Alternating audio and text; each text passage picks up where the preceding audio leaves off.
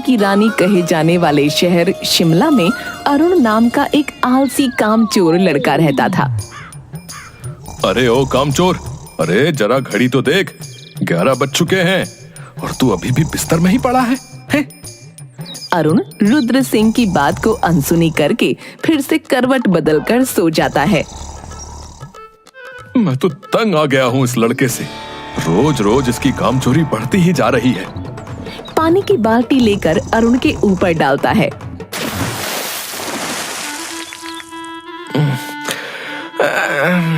क्या बापू सोने भी नहीं देते?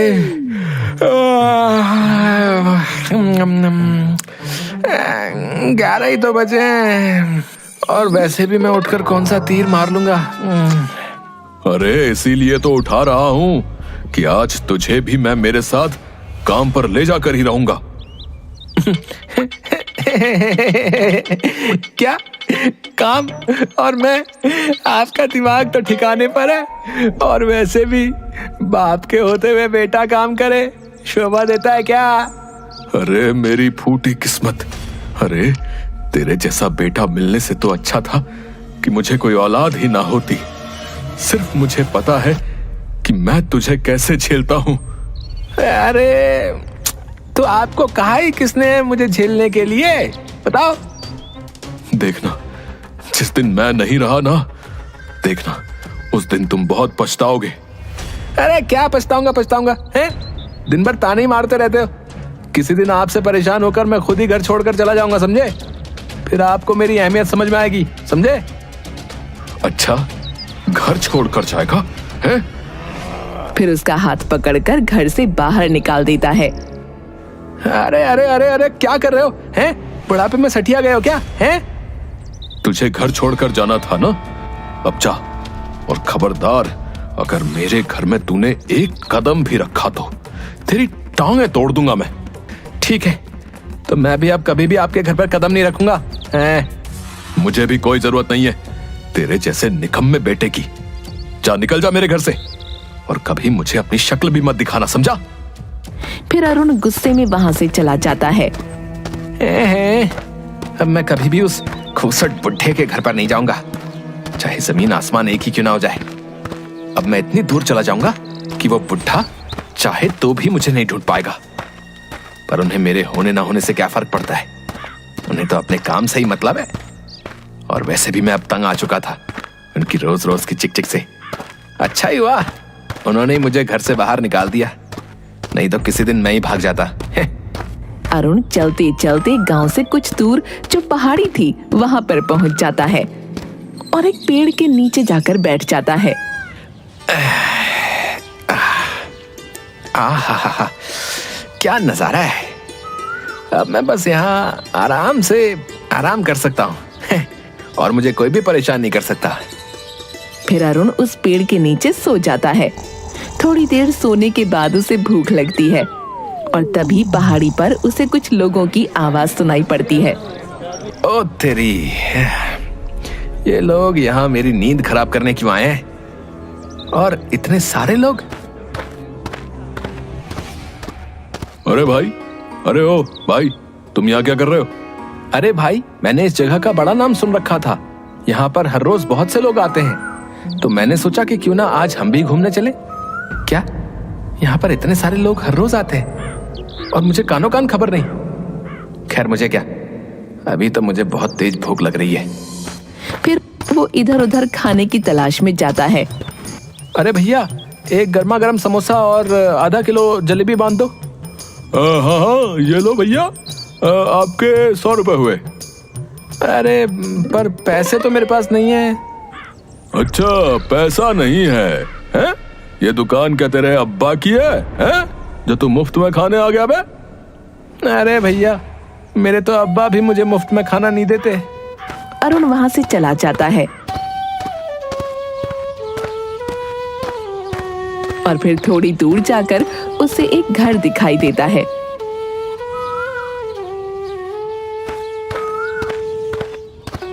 अरे भाई, कुछ खाने को मिलेगा क्या? अरे ओ, भीख मांगनी है तो कहीं और जाकर मांग। इतना हट्टा कट्टा तो है, कुछ काम धाम ही कर ले। आ जाते हैं सुबह सुबह मुंह उठाकर। अच्छा ठीक है भाई, खाना नहीं तो कम से कम थोड़ा पानी पिला दो। ठीक है। फिर वो आदमी अरुण के लिए पानी लेकर आता है। अरुण पानी पीकर फिर से उस पहाड़ पर चला जाता है। कितना भटका, पर कोई भी मदद करने के लिए तैयार नहीं है। बापू सच्ची कहते थे कि ये दुनिया ऐसी नहीं है जैसी हम सोचते हैं। यहाँ जब तक किसी को काम नहीं पड़ता तब तक कोई किसी की मदद नहीं करता। एक दो दिन वो ऐसे ही बिना खाए पिए रहता है। आज तो 2 दिन हो गए, पेट में कुछ भी नहीं गया। अगर आज और मैंने कुछ नहीं खाया तो मैं तो बिना मौत से ही मर जाऊंगा। एक काम करता हूँ, आज मैं किसी की थोड़ी बहुत मदद कर दूंगा तो वो कम से कम मुझे एक वक्त का खाना तो दे देगा। हाँ, यही सही है। फिर वो खाने की तलाश में फिर से पहाड़ी के नीचे गांव में जाता है। थोड़ी दूर चलकर अरुण को एक बूढ़ी औरत दिखाई देती है जो कि चलते चलते अचानक ही गिर पड़ी। अरे अम्मा, क्या हुआ? मैं तुम्हारी मदद किए देता हूँ। फिर अरुण उस बूढ़ी औरत को उसके घर तक छोड़ देता है और उसकी खाट के पास बैठ जाता है। अम्मा, क्या हुआ? अचानक तुम गिर कैसे गई? अरे बेटा कुछ नहीं, वो बस थोड़ा चक्कर आ गया था। आपके बेटे और बहू दिखाई नहीं दे रहे? वो कहीं काम से गए हैं। अच्छा, उनके आने तक मैं यहीं रुक जाता हूँ। अरुण को भूख के आगे कुछ नहीं दिखाई दे रहा था। अच्छा अम्मा, कुछ खाने को मिलेगा? बूढ़ी औरत अपने पल्लू में से थोड़े से रुपए निकालती है और अरुण को देते हुए, बेटा मेरे पास तो बस इतने ही पैसे हैं, इसमें जो भी मिले वो ले आना। सिर्फ 20 रुपए? इसमें क्या आएगा? हाँ, एक काम करता हूँ, मैं मैगी लेकर आ जाता हूँ। वैसे भी जोरों की भूख लग रही है तो जल्दी भी बन जाएगी और पेट भी भर जाएगा। हाँ। अरुण मैगी ले आता है तो देखता है कि अम्मा चाय बना रही थी। अरे अम्मा, तुम्हारी तबीयत? बेटा मुझे तो आदत है। ला, क्या लेकर आया है? अम्मा, मैगी। ला, मैं फटाफट मैगी बना देती हूँ। हाँ अम्मा, बहुत जोरों से भूख लग रही है, हम दोनों मजे से खाएंगे। मैगी बनाने में अरुण उस बूढ़ी औरत की मदद करता है और बूढ़ी औरत भी उसे बातों बातों में मैगी बनाना सिखा देती है। बूढ़ी औरत मैगी बना देती है और दोनों मैगी के साथ साथ चाय का भी आनंद लेते हैं।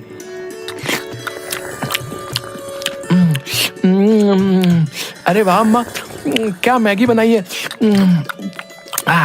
ऐसी मैगी तो मैंने आज तक नहीं खाई। फिर दोनों मजे से चाय और मैगी खाते हैं। अरुण 1-2 दिन उस औरत के पास रहकर उसकी सेवा करता है। अगले दिन,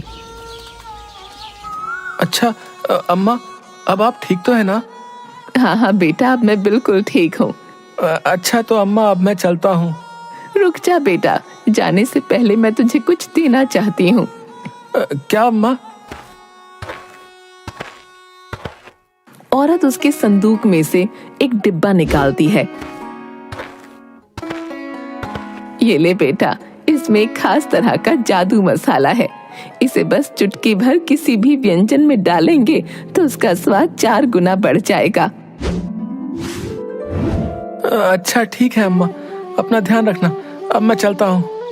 अरुण फिर से उस पहाड़ी पर चला जाता है।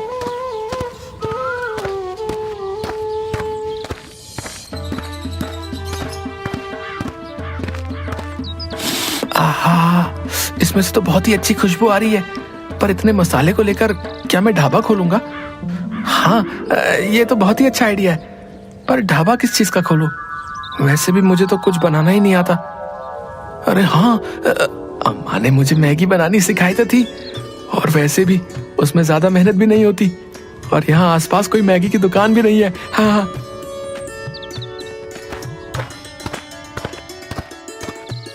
फिर अरुण अपने हाथों की चांदी की अंगूठी बेच देता है।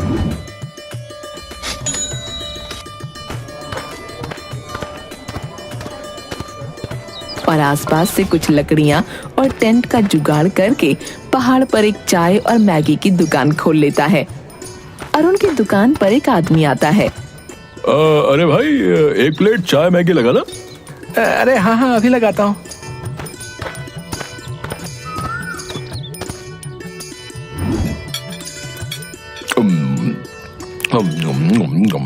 अरे वाह भाई, कुछ भी कहो, पर ऐसी जगह पर चाय और मैगी खाने का तो मजा ही अलग है। हाँ।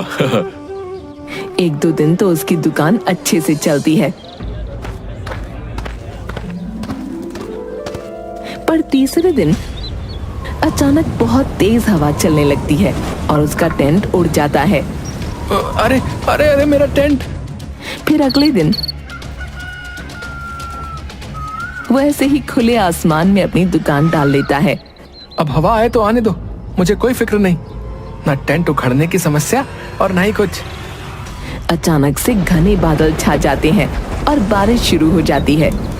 अरे थोड़ी देर पहले तक तो मौसम पूरा साफ था, अचानक बारिश मेरा पूरा खाना खराब कर दिया। हे प्रभु, ये कौन सी परीक्षा ले रहा है तू? कहाँ मैं ऐशो आराम से अपनी जिंदगी जीता था और अब एक एक पैसे के लिए तरसना पड़ रहा है। फिर वो अपना बचा खुचा सामान लेकर पास ही के घर में मदद मांगने पहुंच जाता है।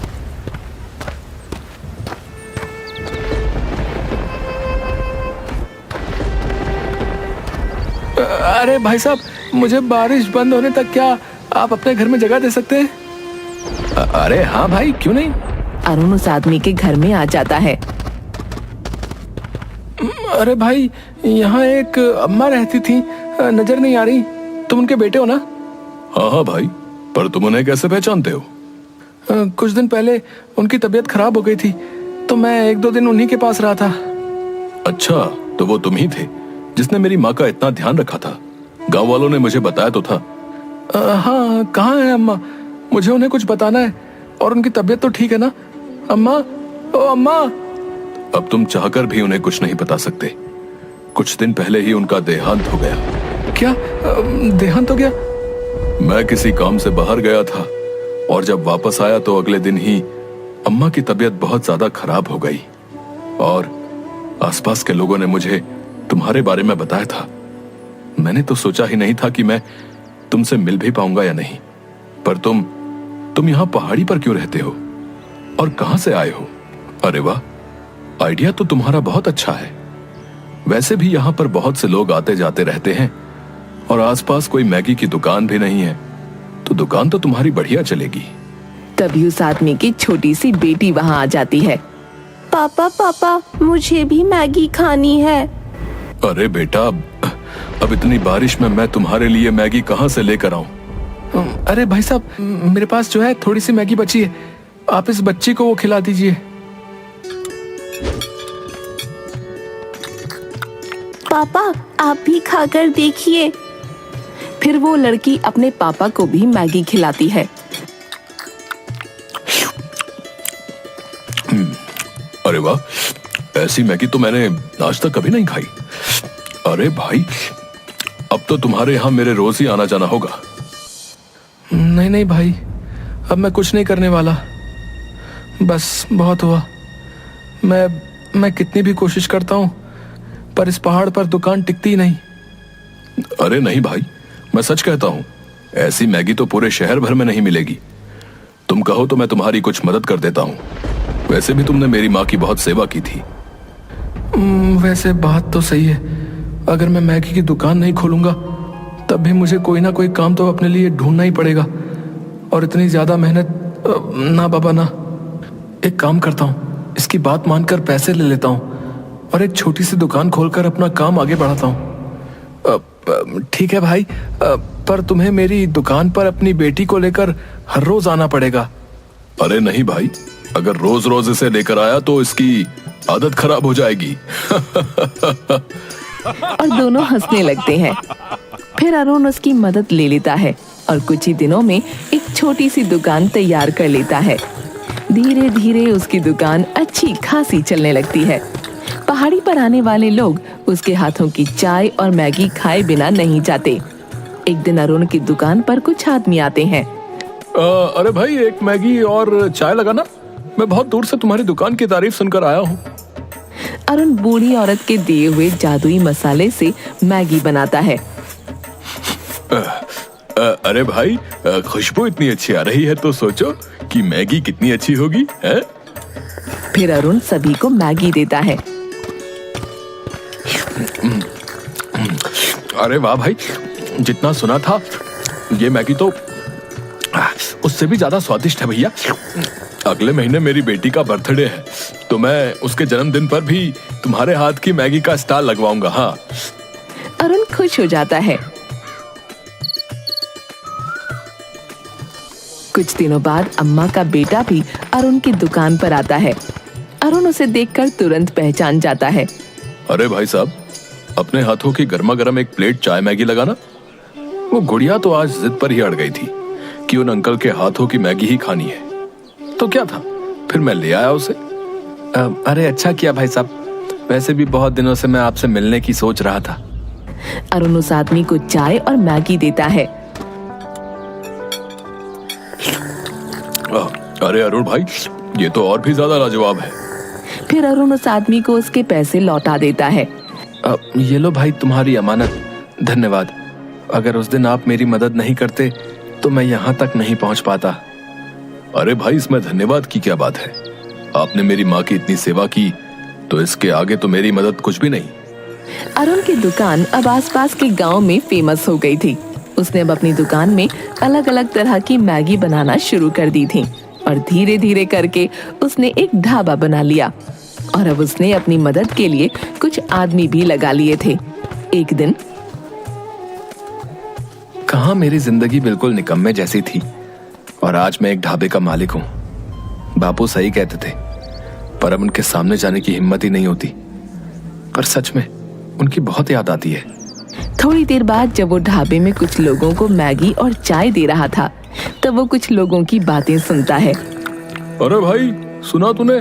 पास के मंदिर में एक आदमी और औरत अपने बेटे को वापस पाने के लिए 4 दिनों से भूखे प्यासे ही पड़े हैं, बेचारे कहीं के।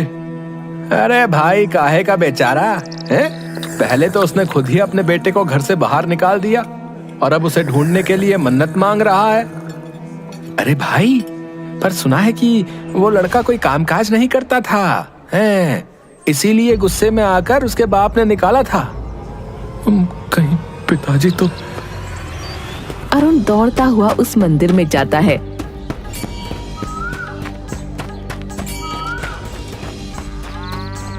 मंदिर में पहुंचकर एक आदमी औरत को देखता है जो कि भूखे प्यासे मंदिर में बैठे थे। अरुण अपने पिता के पास जाकर उन्हें गले से लगा लेता है। रुद्र सिंह और अरुण दोनों की आंखों में आंसू होते हैं। रुद्र सिंह खड़ा होकर अरुण को गले से लगा लेता है।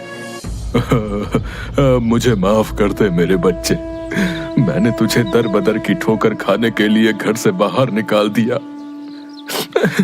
नहीं बापू, अगर उस दिन आप मुझे नहीं निकालते तो मैं इतने बड़े ढाबे का मालिक ना होता। मुझे माफ कर दो बापू, मैंने आपकी बात नहीं मानी। क्या ढाबे का मालिक? हाँ बापू, मैंने पहाड़ पर एक मैगी का ढाबा खोला है। और फिर रुद्र सिंह को सारी बातें बताता है। मैंने तुझे कहां कहां नहीं ढूंढा। चल अब घर चल। अरे बापू, पर आप पहले मेरे ढाबे पर तो चलिए। फिर अरुण अपने माँ और बाबा को ढाबे पर लेकर जाता है।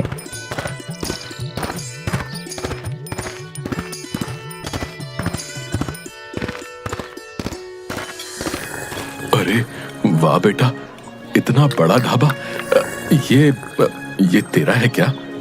हाँ बापू, हाँ, ये मैंने अपनी मेहनत से खड़ा किया है।